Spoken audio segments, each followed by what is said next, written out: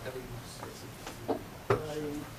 wonder if you would agree with me saying that conspiracy theories are rational creations and sentimentally exploited and spread.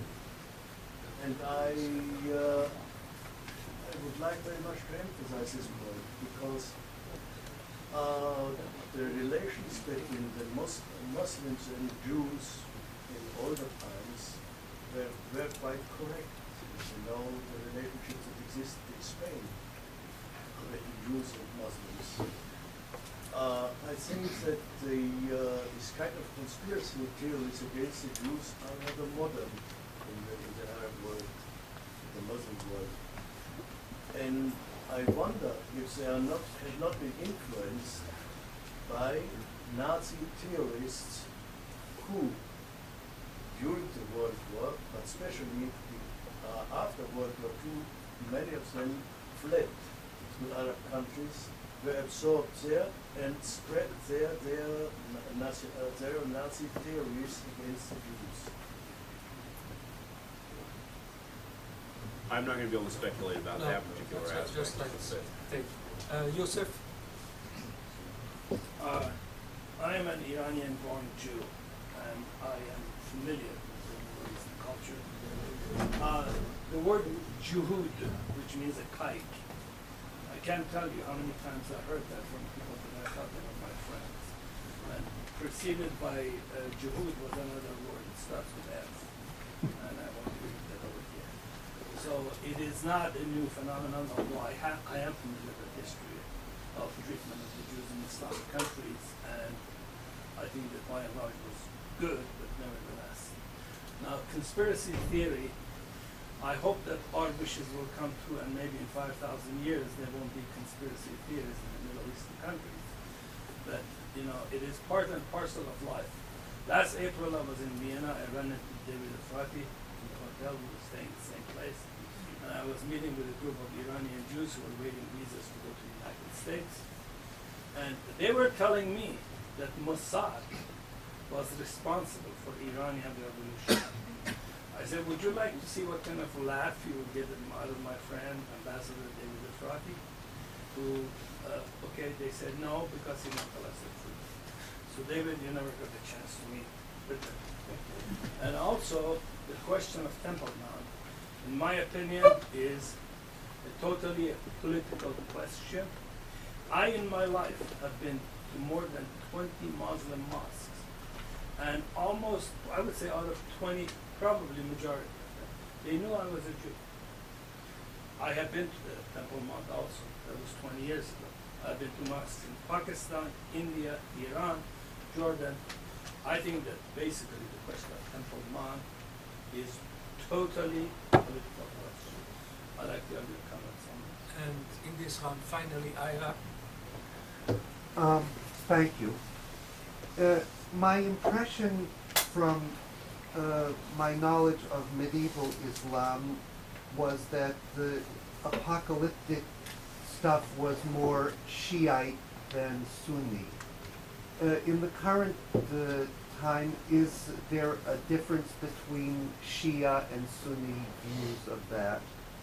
And also, in terms of the roots of the Jewish conspiracy theory, are the people who are peddling Jewish conspiracy theories now also referring to, for instance, the Jewish conspiracy to change the Torah so that it doesn't mention the Prophet Muhammad? Okay. Yeah. Now, dealing with the issue of conspiracy theory. Okay, you had mentioned the formulation rational creations, sentimentally spread. Spread. Okay. I mean, I can agree with that. I mean, they are rational inside their own closed belief system. I mean, they have a certain amount of rationality once you accept the initial premises. If you start Hitler rationally created his theories against the Jews. Roosevelt was a Jew. Yes, Roosevelt was a Jew, and so on. and to spread it Churchill was too. into the masses. Also, the German masses were more rational than the Muslim masses, but they accepted it. But I don't think that it's. I mean, I do tend to agree. You know, that we are here dealing with at least a semi-rational, or maybe I should say, a belief system that wears the guise of rationality, or that can appear to be rational, or has pseudo-rationality, for lack of a better term. He's asking something separate. He's saying it's a sort of forgery. Yeah. It's not he's talking about the rationality of the person who starts it, not of the belief. Of course. Okay. Of course. Yeah. Artificially Yeah. Okay.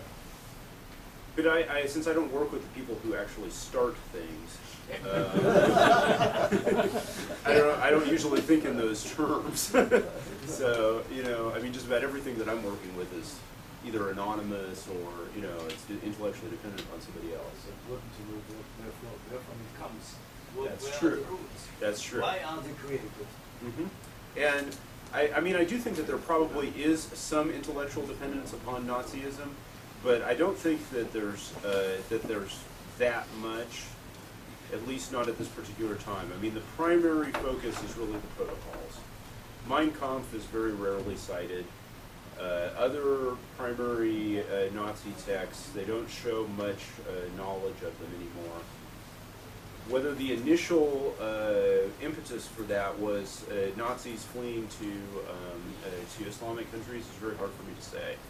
I just don't know enough about that time period and stuff. So, now the other thing that I'd like to hit is that issue of Spain. I'm not sure that I necessarily buy the idea that was a paradise for Jews. I mean, it's oftentimes portrayed in that manner, but there are some problems with that idea, at least as a historian. Okay, the issue about the Temple Mount being a purely political question, I don't tend to see it that way.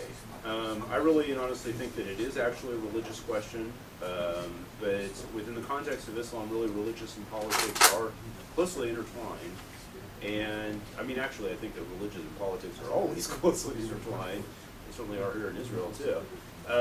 And so I just don't know that I could say that it's purely a political question. I mean, here we have something that is actually quite intrinsically important to the self-perception of a given faith. Now, whether that's, you know, taken at face value the way that they portray it, I'm not sure that I necessarily accept that, but I can accept that it can come to mean what they say it does over a period of time. Whether, you know, 100 years ago the Dome of the Rock was as important as Muslims would like to see it as today, I don't know that I would agree with that. So, okay, the whole issue of apocalyptic, this is something that's close to my heart. So, actually my first book was written to debunk the idea that Sunnis were less apocalyptic than Shiites. So, I'm kind of a Sunnophile myself. And so, basically, yeah, I don't see Sunnis as being any less apocalyptic than Shiites. As a matter of fact, I see them really being both mutually apocalyptic, but having different foci. The Shiites tend to emphasize the coming of the Mahdi, the Messianic deliverer. Sunnis tend to emphasize different other things, maybe more of a generalized or differentiated, undifferentiated Messianic kingdom and so forth. And I don't really think that there's that much difference today in the conspiracy theories that are pushed by either one of them, because they can really float back and forth. When you look at Shiite material, it's not that different than Sunni material. How are we doing for time? We're going to the last round. Okay. Doctor of Paris, Ambassador Aryeh Odeh, Professor Yochanan Manor. Dov, please. Over the past 50 or 60 years, there's been a resurgence of Islamic economics. Now, Islamic economics is essentially biblical economics, but in many, I would say, you find very few Islamic economists who mention the fact that the roots of Islamic economics is in the Bible, in the Talmud. Now, how does it fit in with your view generally of fundamentalistic processes in the Islamic world, and how does it fit in with anti-Semitism in that they ignore, they cover up the roots, the historical roots? Aryeh? You just mentioned the name Nigeria. Can you say something more about anti-Semitism in Nigeria? Considering that in Nigeria there are 60 million Muslims, and that the government defined itself as secular, fighting the radical Islam, that the vast majority of the Muslims there cooperates with the government.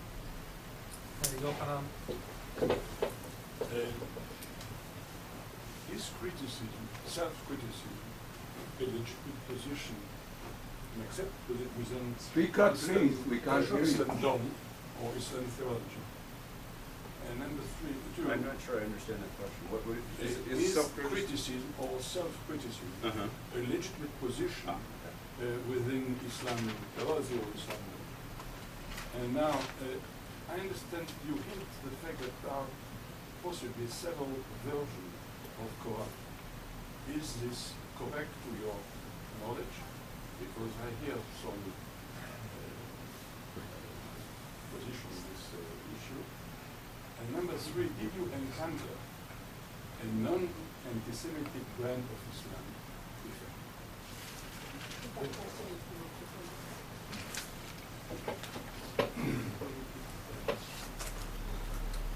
Okay, what, which one? Did I encounter a non-anti-Semitic form of Islam? Okay. So dealing with Islamic economics, I know nothing about Islamic economics. One of my fellow professors at Rice is a professor of Islamic banking, and I let him do all of that. But I can answer the issue of the historical cover-up or different things along those lines. No, I don't think that that bothers anybody.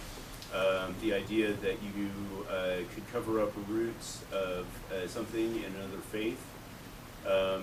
First of all, Islam views itself as a superseding religion, and so anything that it takes from what it considers to be prior revelations, Judaism, Christianity, etc., was just Islam. There is no cover-up in any sense. I mean, you might view it as a cover-up, but for a Muslim, that's just taking the true Islam that was already there, that God allowed to survive, and assimilating it into Islam. So the whole question from a Muslim point of view, you just wouldn't find a Muslim, at least a dogmatic Muslim, who would be thinking along those lines. You know, can I look for the roots of, let's say, a given thought in Judaism? Okay, this is one way that you can use to annoy or irritate very dogmatic Muslims, which I've done on occasion when I want to get rid of somebody. And it works. It works quite nicely. So that's my answer to your question right there. But I don't know beyond that. I know zilch about economics. I'm just happy if I can balance my checkbook. Okay, as far as Nigeria goes, Nigeria is quite close to my heart. I've traveled down there a couple of times and stuff, and spent a good deal of time there. I think it's a really exciting and upcoming country.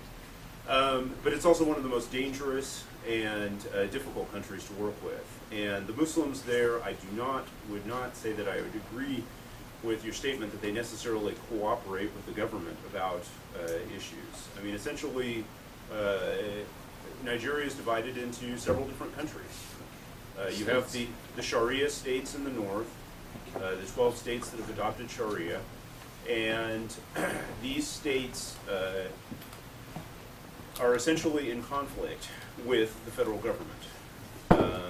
And sooner or later, there will have to be some sort of something that will happen to that. I mean, that isn't necessarily important for our discussion right here. But as far as anti-Semitic materials, yes, you can find a wide-scale distribution of anti-Semitic materials. First of all, that comes in Arabic. There's a great Arabic in northern Nigeria is fairly widespread. Many know it and speak it quite well, actually. I do not know Hausa, and so I do not know precisely how widespread this material is in Hausa. But I have seen some popular tracts that deal in these sort of themes actually in Hausa as well. Now, talking to members of the Sharia Council and so forth in Kano State and in Sokoto State, I've discovered the same anti-Semitic themes that you can find among Arabs. And they are very strongly intellectually dependent upon Al-Azhar and so forth, the materials that they get from Egypt. Now, how far they distribute those things is another question. Now, I've heard different allegations and so forth. I mean, from their point of view, the most dangerous and pressing issue is the issue of missionization. And so, because basically Islam and Christianity in Nigeria are really coming into a very strong conflict, and much of that is precipitated by evangelistic work. And so there are those that are going to be promoting the idea that evangelists are Jews. And, you know, whether that has any coherence or anything makes no difference and so forth. So, yeah, so you can find those certain anti-Semitic motifs among the Muslim population. You can also find anti-Semitic motifs among the Christian population. Although there's also an evangelical element among the Nigerian Christian population, there's also a very strong a kind of a Christian domination movement there, that or the idea that Christianity should actually rule, much the same as Islam does through the Sharia.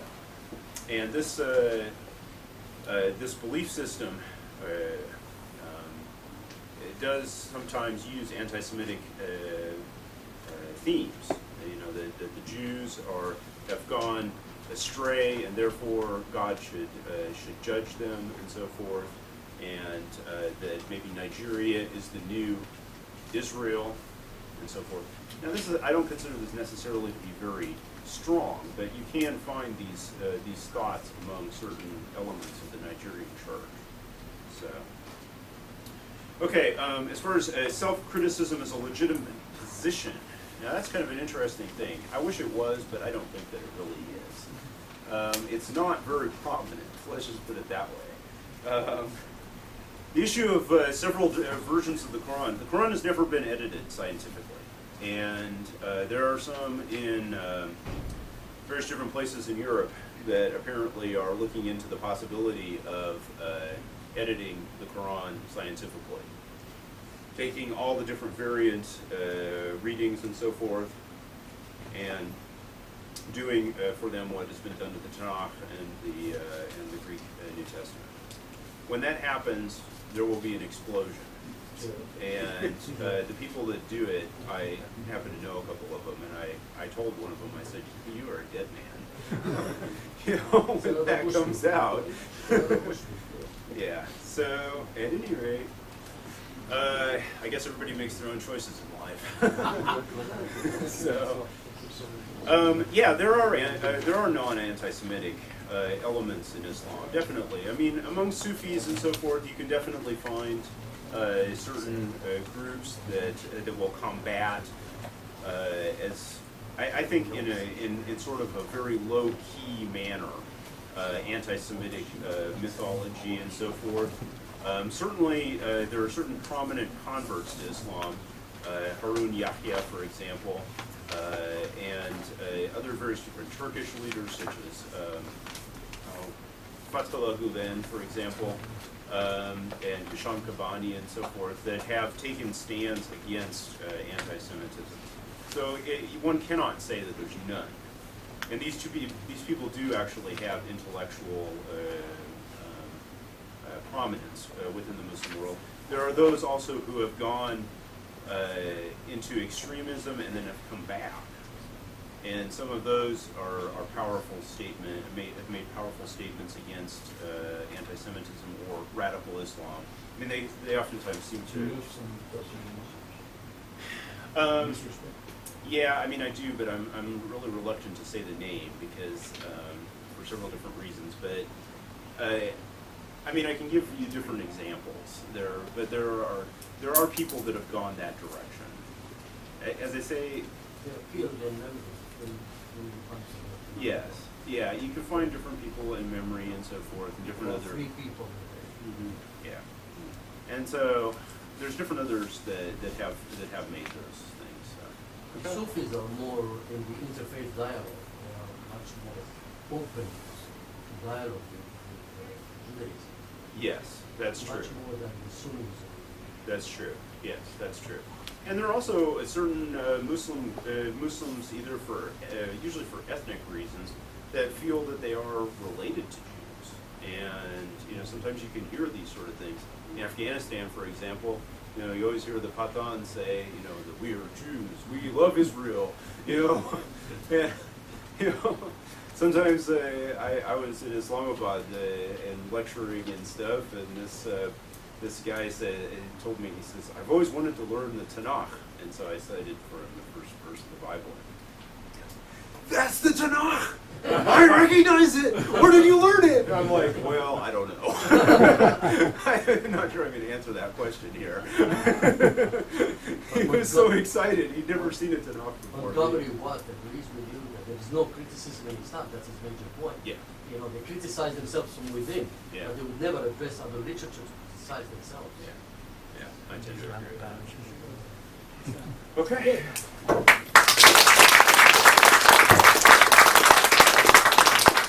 David, thank you so much, and I hope you can put it in writing. And thank you for reading the novel and to address all these difficult questions. We look forward to hearing more from you. We hope to see you all at Eugene Corn next Tuesday at 10 o'clock if you want to register with Elizabeth.